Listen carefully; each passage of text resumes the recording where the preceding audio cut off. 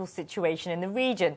To tell us more, I'm joined from Washington by Reza Marashi, who is Research Director at the National Iranian-American Council. Welcome to BBC News. Thank you very much for joining us. Let's just begin by assessing what kind of impact you believe these latest round of EU sanctions will have on Iran.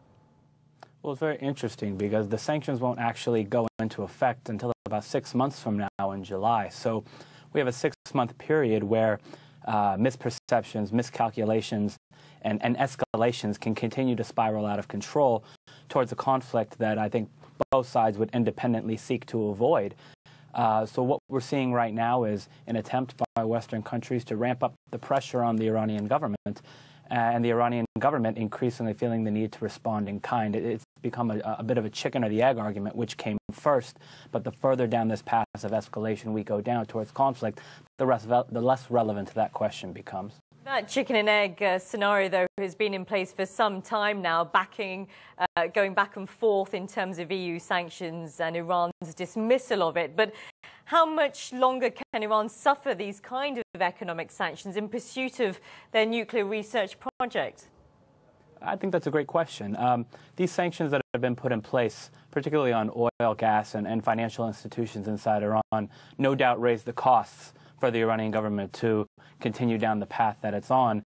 But that being said, I think it's also important to understand that this is a very tight oil market that we're talking about, and demand is greater than supply. So if you have the Europeans and the Americans buying oil not from Iran but from other sources, then countries that were buying from those other sources are going to have to start to diversify, and inevitably, because it's a finite resource, they're going to have to turn to Iran. Predominantly Asian importers, because Asia is where the demand is growing the most. So will that mean that the Iranian government is getting less money than it normally would on its oil exports? No doubt.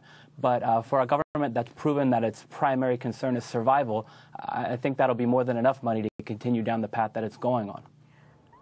Let's talk about the Strait of Hormuz, which is very much in the spotlight at the moment. Iran has threatened to retaliate by blocking the opening of it in the Gulf area. The US says that it will keep that trade route open. In your opinion, how much of a prospect of a confrontation?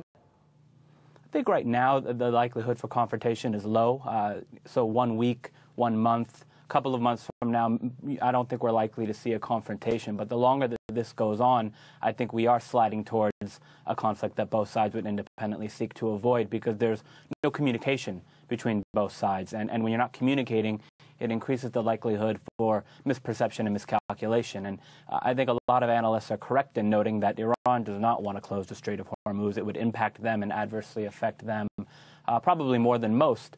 But if you're backed into a corner, you might consider to do things you wouldn't otherwise normally do. And I think this Iranian government has a strategy that can be summarized as, if we're going down, we're going to take everybody else down with us. Interesting. We'll see how it develops. Reza Marashi, thank you so much for your insight. Appreciate you joining us. Thank you.